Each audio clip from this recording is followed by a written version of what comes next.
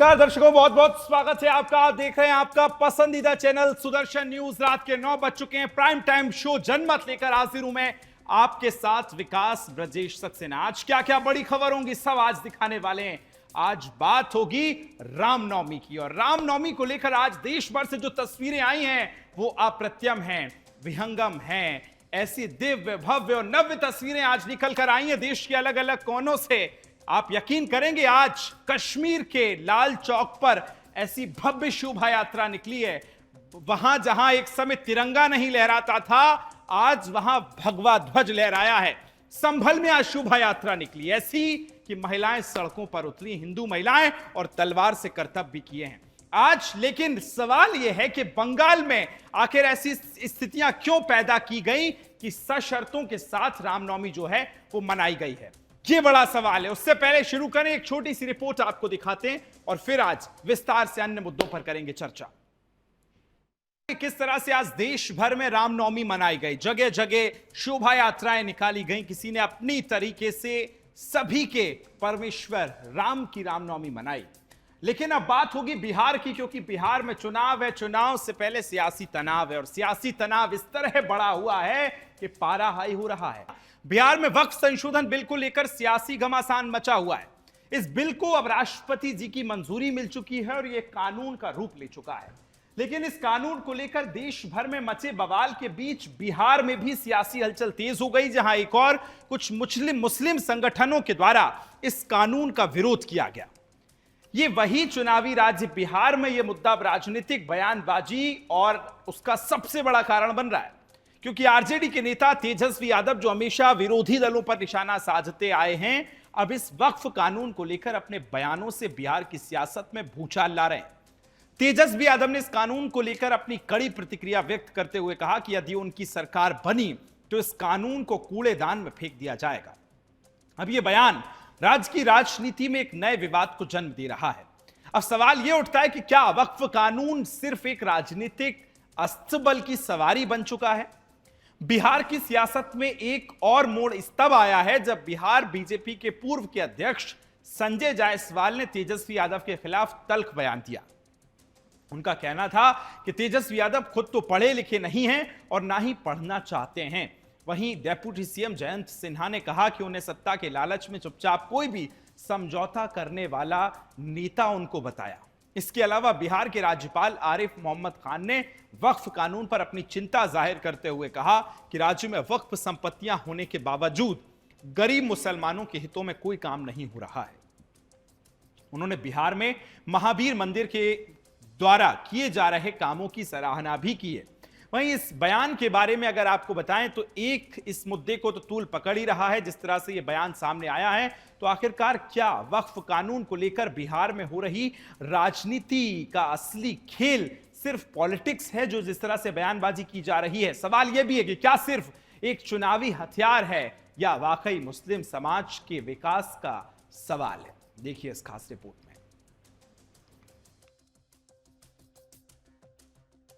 वक्फ संशोधन बिल अब राष्ट्रपति की मंजूरी के बाद कानून बन चुका है।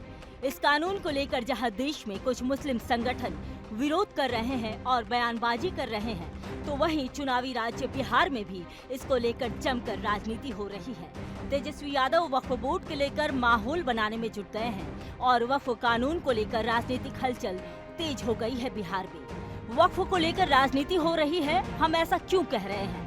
इसलिए पहले सुन लीजिए आरजेडी नेता तेजस्वी यादव की वो बयान, उसके बाद बताते हैं कि क्यों हो रही है वक्फ कानून को लेकर बिहार में राजनीति।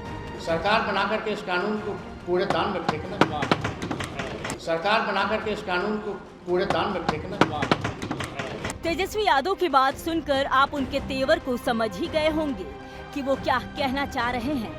वो साफ साफ कानून को ललकार रहे हैं और कह रहे हैं कि हमारी सरकार बनी तो इस कानून को कूड़ेदान में फेंक देंगे। उनकी सरकार बनेगी या नहीं ये तो आने वाला समय ही बताएगा, लेकिन वो इस समय अपने वोट बैंक के लिए मुस्लिमों को मूर्ख जरूर बना रहे हैं। वैसे तो आरजेडी नेता और तेजस्वी यादव कई बार खुलकर कह चुके हैं कि यदि कोई मुस्लिमों को आंख दिखाएगा तो उसकी ईंट से ईंट बजा देंगे। मुस्लिम तुष्टीकरण में लिप्त आरजेडी को अपने मुस्लिम वोट बैंक और हिंदू समाज को तोड़ने के अलावा कुछ सूझता ही नहीं। तेजस्वी यादव के इस बयान से बिहार की राजनीति में सरगर्मियां तेज हो गई है और तेजस्वी का पलटवार करते हुए बिहार बीजेपी के पूर्व अध्यक्ष संजय जायसवाल ने कहा कि तेजस्वी यादव खुद तो पढ़े लिखे नहीं हैं और पढ़ना भी नहीं चाहते। तेजस्वी यादव खुद तो पढ़े लिखे हैं नहीं और पढ़ना चाहते भी नहीं हैं। उनको यह मालूम होना चाहिए कि इस देश में जो अभी 37,30,000 एकड़ की संपत्ति अब कैसे आई है उस पर मैं बहस नहीं करूँगा, लेकिन जो रजिस्टर्ड है उसमें महज 30,000 एकड़ की संपत्ति बिहार में है। अर्थात बिहार जो 10% आबादी रखता है, जहां मुस्लिमों की संख्या भी देश की जनसंख्या का 10% है, उसके पास महज 1% भी जमीन बिहार में नहीं है और जितनी भी जमीनें हैं वह सब नाजायज कब्जे में हैं। तो क्या तेजस्वी यादव यह कहना चाहते हैं कि जो वक्फ बोर्ड की नाजायज जमीनों पर जिनका कब्जा है, जिन्होंने धांधली से बेच करके वक्फ की संपत्ति अपने नाम पे करा लिया है, उसको वह मुक्त नहीं कराएंगे? वहीं उप मुख्यमंत्री सिन्हा ने तेजस्वी यादव को सत्ता लोलुप बताया और कहा कि ऐसी मानसिकता के लोग सत्ता के लालच में कोई भी समझौता कर सकते हैं। तेजस्वी यादव जी उसी पिता के पुत्र हैं जिसके पिता ने कहा था मेरे लाश पर बिहार बटेगा, और सत्ता की लोलुपता में, तुष्टीकरण में सबसे पहले आगे बढ़ करके केंद्र सरकार श्रद्धेय अटल जी के निर्णय को स्वीकारने के लिए दौड़कर कदम बढ़ाया था। ये दोहरे चरित्र के लोग हैं, इसके कथनी करनी में कहीं समरूपता नहीं है और ऐसे मानसिकता के लोग अपने स्वार्थ के लिए सत्ता की लोलुपता में कोई भी सौदा कर सकता है। देश भर में सबसे ज्यादा वक्फ की संपत्तियां अगर कहीं हैं तो वो है बिहार में, लेकिन बिहार में गरीब मुस्लिमों के हित में कोई काम नहीं होता। ये बात बिहार के राज्यपाल आरिफ मोहम्मद खान ने कही। वहीं उन्होंने पटना के महावीर मंदिर के द्वारा किए जा रहे कार्यों को गिनाया और वक्फ पर सवाल किया। जरा कोई एक बताएंगे कि कोई धर्मार्थ संस्था चल रही हो? सिर्फ मुकदमेबाजियां हो रही हैं। मैं अभी थोड़ी देर पहले पूछ रहा था कि पटना में वो संस्था, जरा वक्फ वाले भी कोई बता दें कि कौन सी संस्था चल रही है। बिहार के राज्यपाल की बात एकदम सही है, लेकिन बिहार में मुस्लिमों को वोट बैंक समझने वाले ही उनका विकास होता नहीं देखना चाहते हैं, क्योंकि अगर मुस्लिमों का विकास हो जाएगा तो उनका वोट बैंक खिसक जाएगा और उन्हें वोट कौन देगा। इसलिए कुछ मुस्लिमों को भड़काकर, कुछ को मूर्ख बनाकर उनका हितैषी बनने की नौटंकी कर रहे हैं तेजस्वी यादव। तमाम विपक्षी और तथाकथित सेक्युलर नेता तेजस्वी ने जो कहा कि उनकी सरकार आएगी तो इस वक्फ कानून को कूड़ेदान में फेंक देंगे। उनकी सरकार आएगी या नहीं, ये तो बिहार की समझदार जनता ही तय करेगी और आने वाला समय ही बताएगा कि बिहार की सत्ता किसके पास जाएगी। फिलहाल वक्फ संशोधन बिल अब कानून बन चुका है और जल्द ही लागू भी हो जाएगा। Bureau report, Sudarshan news. तो आपने देखा कि किस तरह वक्फ को लेकर सियासत तेज है। अलग अलग प्रदेशों की अगर बात करें, खासतौर पर बिहार में राजनीति इस समय चरम पर नजर आ रही है। बात होगी भारत जैसे लोकतांत्रिक देश में जहां कानून का शासन सर्वोपरि होना चाहिए, वहां पुलिस द्वारा आम नागरिकों के साथ की जाने वाली बदसलूकी, अवैध हिरासत और मारपीट जैसी घटनाएं चिंता का विषय बन जाती हैं। चाहे सड़क पर मामूली सा झगड़ा हो या थाने में पूछताछ, पुलिस की धौंस और मनमानी अक्सर सामान्य बात मानी जाती है। लेकिन अब सुप्रीम कोर्ट ने इस पर सख्त रुख अपनाते हुए कहा कि कोई भी नागरिक पुलिस की बर्बरता और अवैध दबाव का शिकार नहीं होना चाहिए। पुलिस अपनी ताकत का दुरुपयोग ना करे, कानून के दायरे में रहकर काम किए जाएं। यह फैसला उस मामले में आया जिसमें पड़ोसी के साथ मामूली झगड़े को लेकर एक व्यक्ति को गिरफ्तार कर लिया गया और कथित तौर पर हिरासत में उसके साथ मारपीट की गई। कोर्ट ने इस पर हरियाणा के डीजीपी को व्यक्तिगत रूप से पेश होने का आदेश दिया, जो अपने आप में एक सख्त कदम है। जस्टिस एहसानुद्दीन अमानतुल्लाह और जस्टिस प्रशांत कुमार मिश्रा की बेंच ने अब यह स्पष्ट किया कि देश में पुलिस अवैध गिरफ्तारी और हिरासत में हिंसा जैसे गंभीर कृत्य कर रही है, जो सीधे तौर पर मानवाधिकार और कानून का उल्लंघन है। कोर्ट ने दो टूक कहा कि भविष्य में अगर इस तरह की घटनाएं की पुनरावृत्ति होती है तो सुप्रीम कोर्ट इसे बहुत गंभीरता से लेगा और जिम्मेदार अधिकारियों को दंडित किया जाएगा। साथ ही सभी राज्यों और केंद्र शासित प्रदेशों के डीजीपी को आदेश भी दिए गए। आपको बताएं कि अपने मातहत अधिकारियों को संवैधानिक और कानूनी नियमों का पालन करना सिखाएं, ये सख्त निर्देश दिए गए। सुप्रीम कोर्ट ने इस फैसले के साथ 2023 के चर्चित सोमनाथ बनाम महाराष्ट्र सरकार केस का भी हवाला दिया। इस मामले में एक चोरी के आरोपी को पुलिस ने जूतों की माला पहनाकर अर्धनग्न हालत में सड़क पर घुमाया था। कोर्ट ने इसे बर्बरता करार देते हुए 1996 के डीके वसु बनाम पश्चिम बंगाल सरकार फैसले की याद भी दिलाई।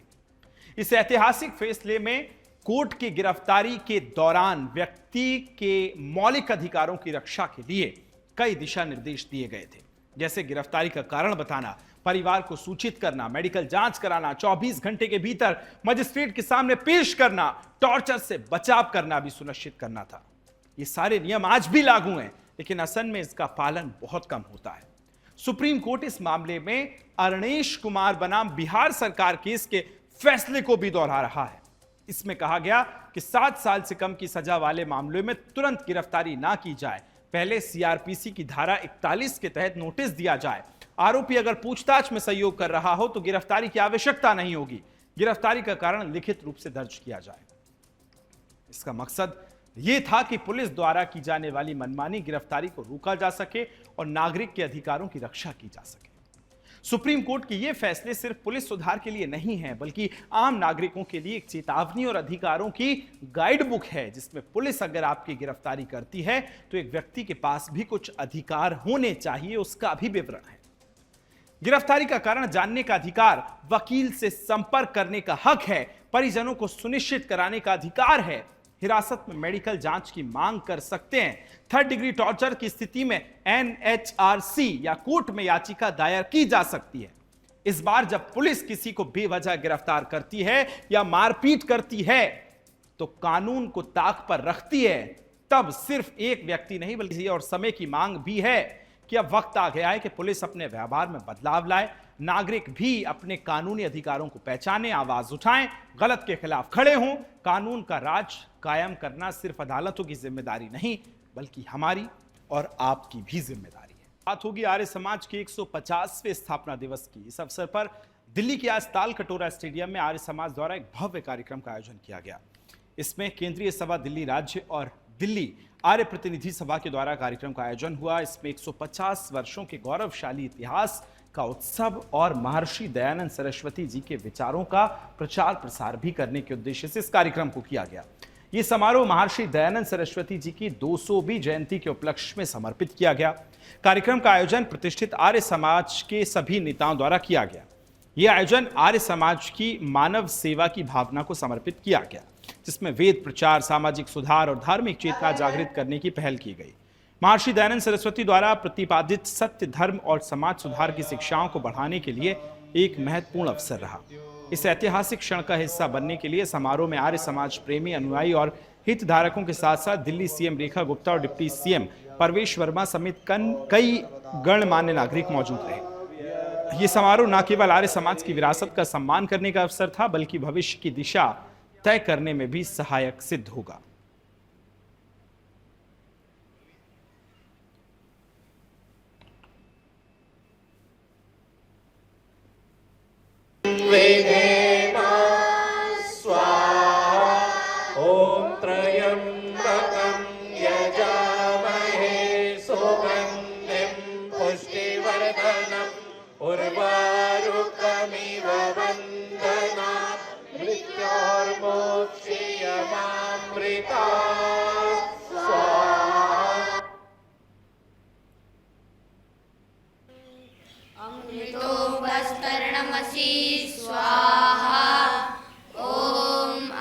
अमृताभिधानमसि स्वाहा।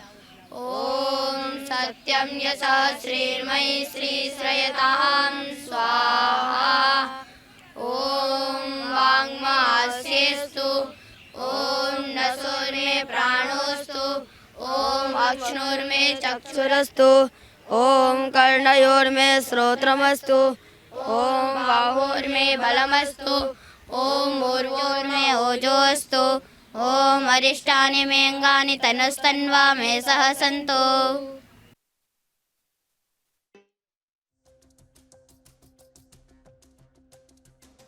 तो आप देख रहे हैं आर्य समाज के आज कई कार्यक्रम आयोजित किए गए। सामाजिक सुधार, धार्मिक चेतना जागृत करने की ये पहल भी थी।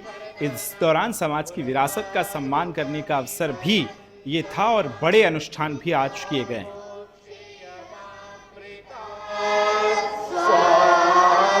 ओम पूर्णमदः पूर्णमिदं पूर्णात् पूर्णमुदच्यते पूर्णस्य पूर्णमादाय। चलिए आगे बढ़ेंगे। अब बात होगी जब राक्षस भेष बदलकर किसी रिलीजन की आड़ में छुपता है तो सिर्फ विश्वास नहीं टूटता बल्कि इंसानियत भी शर्मसार होती है। अभी पादरी बनजिंदर सिंह के पापों की सजा तय ही हुई थी कि अब एक और ईसाइयत के दलाल का घिनौना चेहरा सामने आ गया है। जी हां, अब गुरदासपुर से एक सामने चेहरा आया जहां एक और झकझोर देने वाला मामला देखने को मिला, जहां पादरी जशन गिल एक 22 साल की लड़की से रेप का उस पर आरोप लगा और इस बार पीड़िता जिंदा नहीं बची। संक्रमण, जबरदस्ती गर्भपात और आखिर में मौत। धर्म के नाम पर यह कैसा अधर्म हो रहा है? कहा जाता है कि पादरी लोगों की आत्मा का मरहम होते हैं, लेकिन यहां तो आत्मा ही छील दी जा रही है। पिता का आरोप है कि उसकी बेटी को बहलाया फुसलाया गया और उसके साथ पादरी ने रिश्ते के नाम पर बलात्कार किया। गर्भवती हुई तो जबरदस्ती गर्भपात कराया, हालात बिगड़ी, अस्पताल में भर्ती हुई और जिंदगी की डोर टूट गई। क्या यह पादरी चर्च में होना चाहिए या सलाखों के पीछे? क्या यह पादरी है या वासना का भेड़िया है? और यह कोई पहला मामला नहीं है। जब कुछ ही दिन पहले मोहाली कोर्ट ने पादरी बनजिंदर सिंह को बलात्कार का दोषी ठहराया था और आजीवन कारावास की सजा सुनाई थी, तो अब सवाल यह है कि कब तक पादरी के चोले में छुपे ये दरिंदे मासूमों की जिंदगी को बर्बाद करते रहेंगे? कब तक चर्च की दीवारें इन पापों की ढाल बनी रहेंगी? अब वक्त आ गया है ऐसे जानवरों और दरिंदों को नकाब उतारने का। इन पादरियों का बाइबल की नहीं, कानून की किताब इनको पढ़नी चाहिए। और अगर किसी संस्था ने भी इन अपराधियों पर चुप्पी साधी तो समझिए वो भी बराबर की अपराध की गुनहगार है।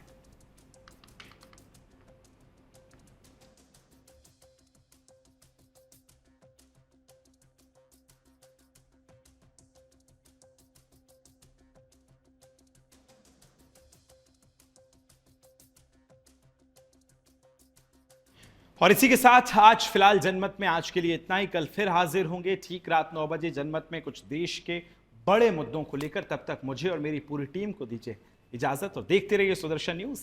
नमस्कार।